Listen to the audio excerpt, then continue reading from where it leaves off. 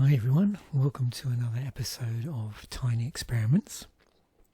So in this one we're taking a look at crystal. As probably is apparent from various things I've seen in videos, I do sort of monitor almost daily what's going on in the world of sort of coding and AI, but also as a consequence of me producing that slightly irreverent Mavs contrarian coding news. Obviously that makes me familiar with both things that are predominant in the news and things that are sort of flying under the radar and things that are totally contrarian. And in the course of doing that, I noticed that crystal kept getting name checked, so I thought, well, why not do a Tiny Experiments in crystal? So I have a rather nice program I've put together now, which allows me to create tiny experiments from various scenarios, various starting points, and I'm experimenting with one at the moment that helps me create tiny experiments from frequently asked questions. So what I will do when I upload the code to Github, which will be before this video goes out, not only will I include all of the code samples here, so if you don't want to type it you don't have to, but I will include the FAQ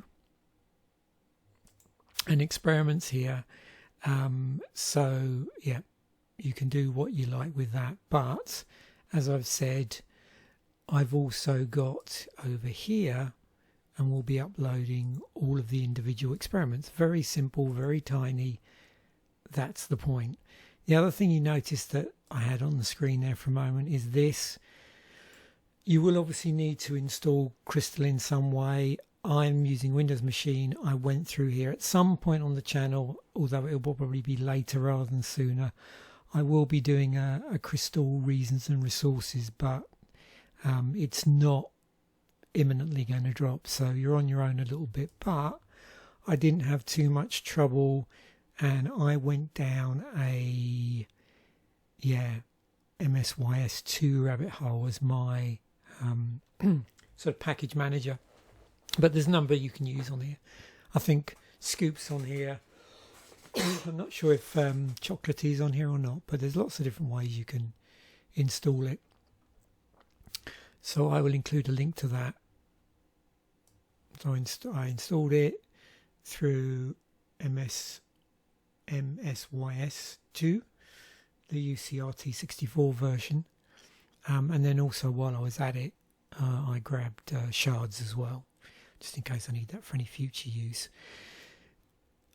There was a reminder in these. This is all of these use the standard library, but I didn't need to have that being reminded of in the every single tiny experiment, so I took that out. But yeah, these are all really basic.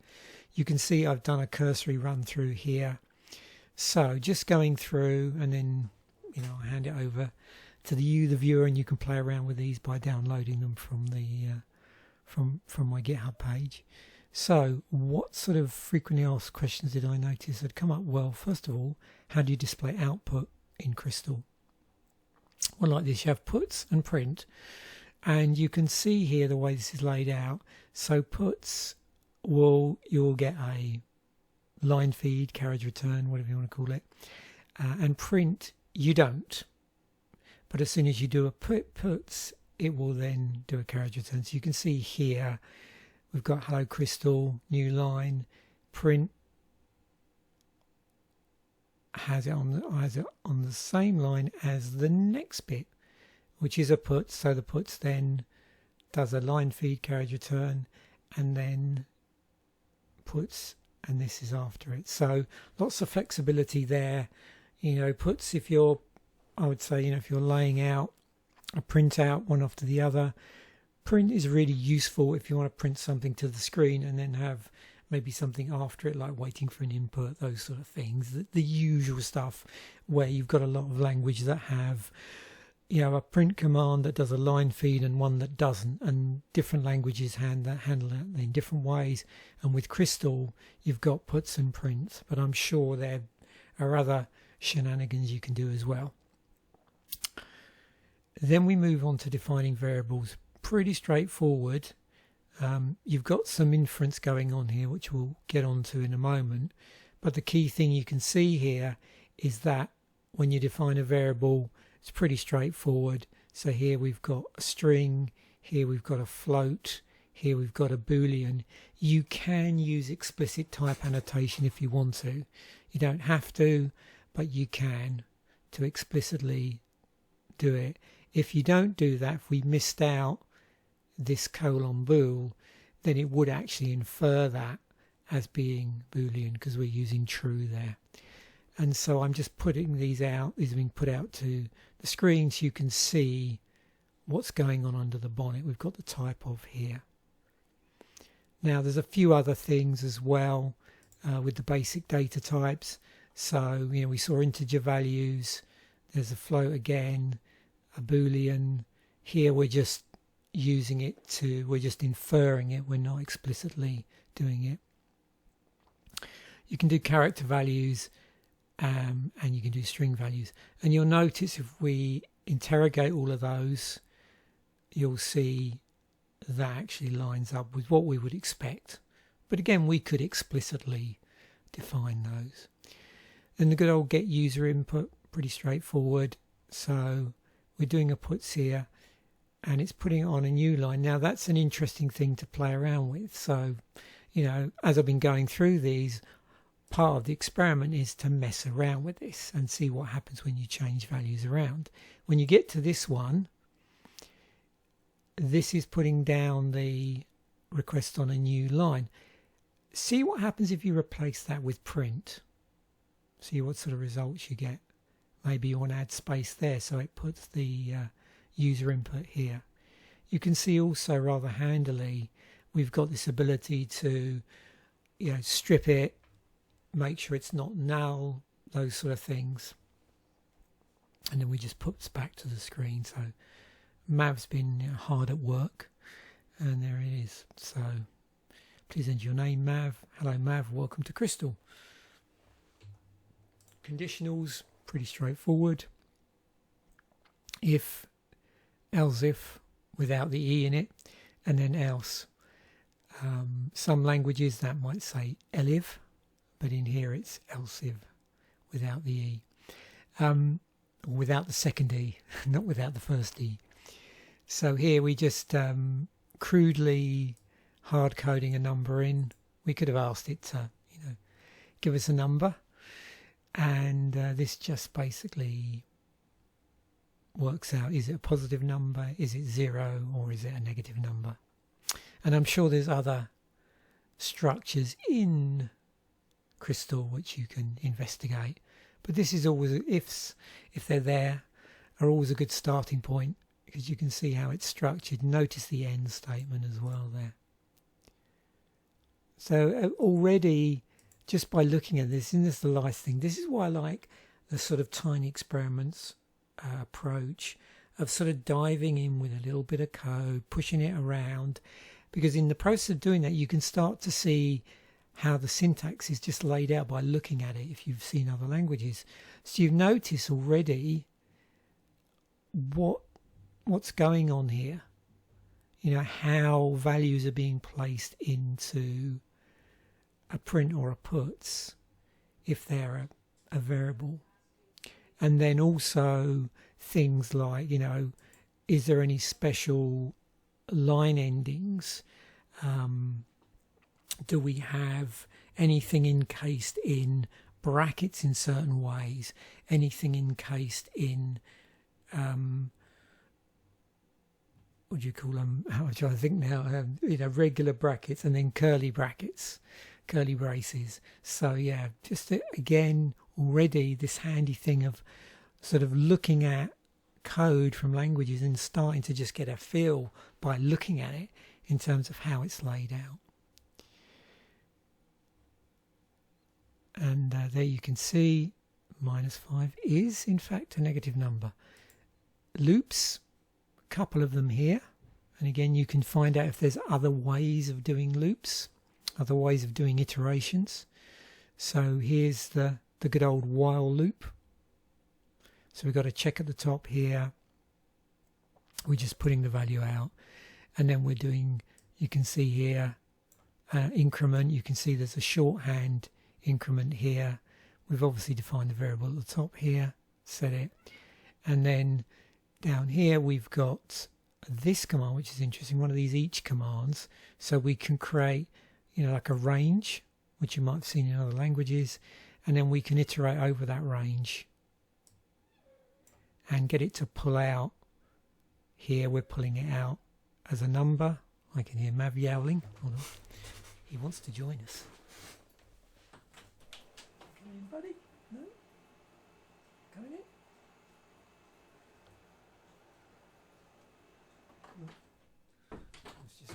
It's just being annoying. Okay. He heard I was doing programming, so yeah, straight away his ears pricked up. Yeah, so you can see here what's going on just really by looking at it, because it's nice because we're dealing with nice small amounts of code. So I find when I do that, it's much easier to sort of infer what's going on rather than looking at, you know, like a 25 plus line block of code. And in actual fact, when I was sort of putting together the Tiny Experiments generator for this, one of the things I made sure was there was a sort of cap on the length of the code, and I think it's got a suggestion in there to not do more than 20 lines of code for an experiment. So it'll always be 20 or less. Yep, so just another way of looping over a range. And again, you can have fun with this, see how to break it, those sort of things, and then you can see there's our loop over a range. And also you might want to look in and see, are there other types of while loop which check in different places, you know, see if is there something like a for loop in the language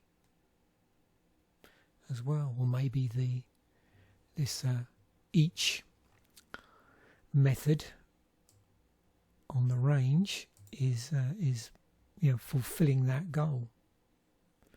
But yeah, interesting to look into.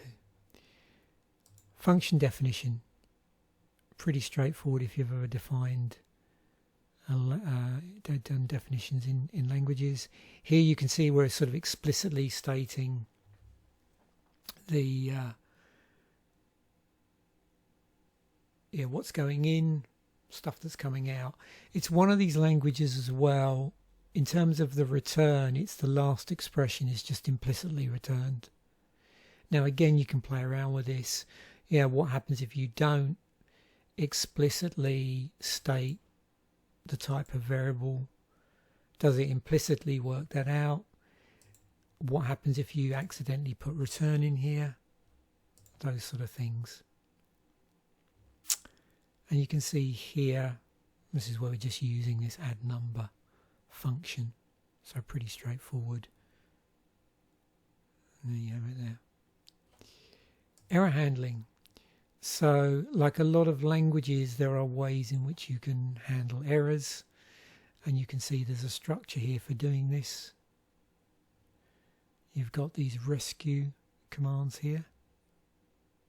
So we've got a couple here. One to catch an argument error, and then one to catch any other unexpected error. So for this one, it's you can see here it's catching this one. Could not convert to a number, so we tried here to convert our number. You can see we've in attempting to convert a string to an integer,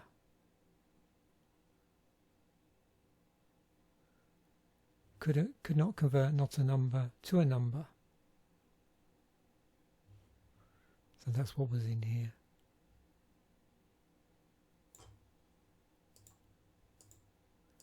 Now if it had been successful, this would have gone ahead. And you can see we've got an end here as well, with beginning and an end.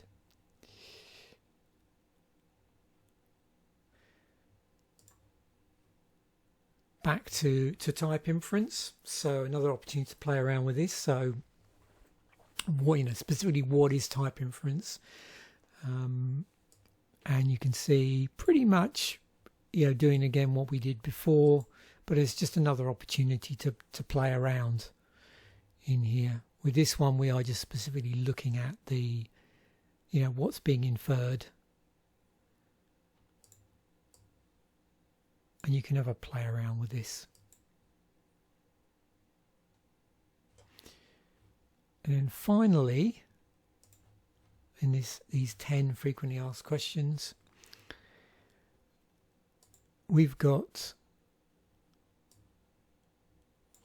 the usual, how do I work with collections like arrays in Crystal? And an example of working with collections of elements using square brackets. So here we've got array of a string. We're just printing that array here. This is how we add an element to the end. And you can see here we've got it added in. We can also use the classic access element by index. And you can see here it looks like it's 0 index because it's pulling out. Where is it? Apple. And we can also, here you can see we've got methods that we can use on these variables, on this array, to give us the size. So again, you can experiment and see what sort of methods might be available in the language. Now you can notice here, when I was running these earlier, I'd installed Crystal, so I was just doing Crystal and then this. I've obviously got a line in my environment to tell it where Crystal is in the path on my operating system. And these, if you just do Crystal, these are the commands. You'll notice that run, which is what I was doing here, is implicit if you don't state it. It's the default. Builds and runs a program.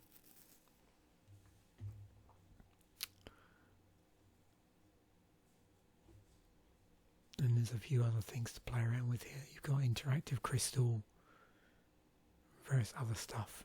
But as this isn't necessarily a video about setting up Crystal, and it's just really about 10 tiny experiments, then we won't go down that rabbit hole in this particular video. So just to recap, we've got how do I display output to the console in Crystal? How do I declare variables? And what we've done here is we just added in this little bit down the bottom to just double check to see what was inferred when we declared them. What are basic types that are available? Obviously very similar. So we've got a few more, some here extra from what I think was it, probably, a couple more. So here we had, what was it?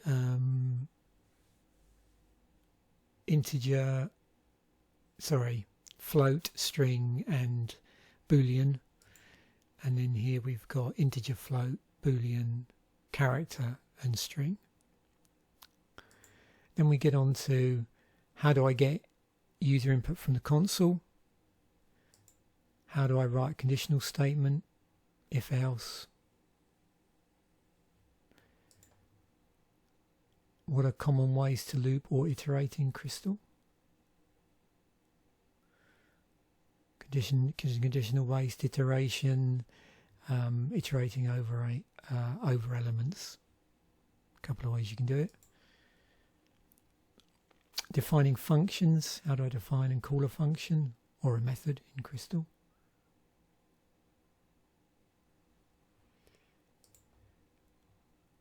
How does Crystal handle basic errors or exceptions? You can see it's got this begin, rescue, end block. Type inference, which we've seen already, but there you go, we've just gone back to it because that always comes up about type inference in languages. At least I'm always curious about, what gets inferred implicitly and what you have to infer explicitly. So you don't have to explicitly infer, but you can. And then finally, how can I work with collections like arrays in Crystal? And you notice the use of square brackets here. So there we have it. Hopefully you enjoyed that quick set of 10 tiny experiments. As I've said, I'll upload them to my GitHub page, including this as well to go with it. Thanks once again for watching. Bye for now, and I will catch you in a future episode.